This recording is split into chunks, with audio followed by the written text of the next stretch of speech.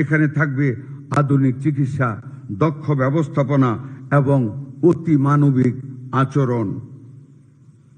আজ আমি পরিষ্কারভাবে বলতে চাই, আমরা এমন একটি দলীয়করণ মুক্ত, পেশাদার এবং দক্ষ স্বাস্থ্য ব্যবস্থা গড়ে তুলতে চাই, যেখানে মূল্যায়ন হবে কাজের ভিত্তিতে, নয় কোনো রাজনৈতিক পরিচয়।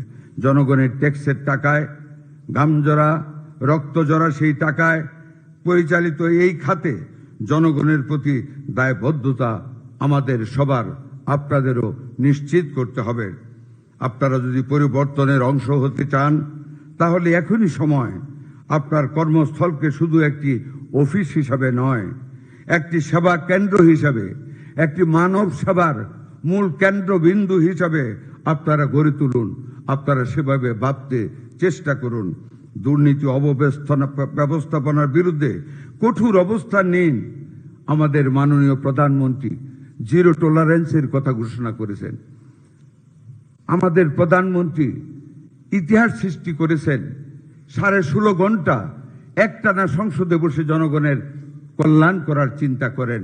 আর তারই কারণে প্রিয় সুধীবৃন্দ, এই 61 দিনের মধ্যে আমাদের মাননীয় প্রধানমন্ত্রী, এ যাবৎকালের শ্রেষ্ঠ রাজনৈতিক সংগঠক, তিনি বিশ্বের সর্বশ্রেষ্ঠ 100 জন মানুষের ভিতরে উনার কর্ম উনাকে জায়গা করে দিয়েছেন। আমরা উনার হাতকে শক্তিশালী করার জন্য আজকে আমাদের প্রতিশ্রুতি দিতে হবে।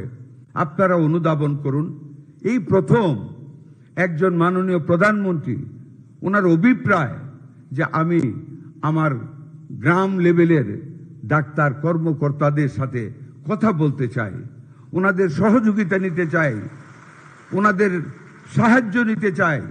সবার জন্য সুস্বাস্থ্য নিশ্চিত করতে ওনাদের কোনো বিকল্প নেই। কাজে আমি ওনাদের শুনবো, ওনাদের শোনা কথাগুলি আমার মাথায় ধারণ করব, আমি ওনাদের জন্য কিছু করব, বিনিময়ে ওনারা আমার দেশের মানুষের সেবা করবেন। এই প্রত্যাশা নিয়ে আমরা কাজ করে যাব। একটি কথা আপনাদেরকে বলতে চাই, আপনাদের উপস্থাপকের বক্তব্যে শুনেছি উপজেলা হাসপাতালের, আমি আর 2-1 মিনিট নেই মাননীয় প্রধানমন্ত্রী, আপনারাই বলেছেন পাশে গর্জিয়ে ওঠা ক্লিনিকগুলির কথা। তবে মন্ত্রী সাহেব, প্রশংসা একটু কম করেন। খুব প্রশংসা করি নাই, যতটুকু আপনি করতেছেন সামান্য বলেছি মাননীয় প্রধানমন্ত্রী।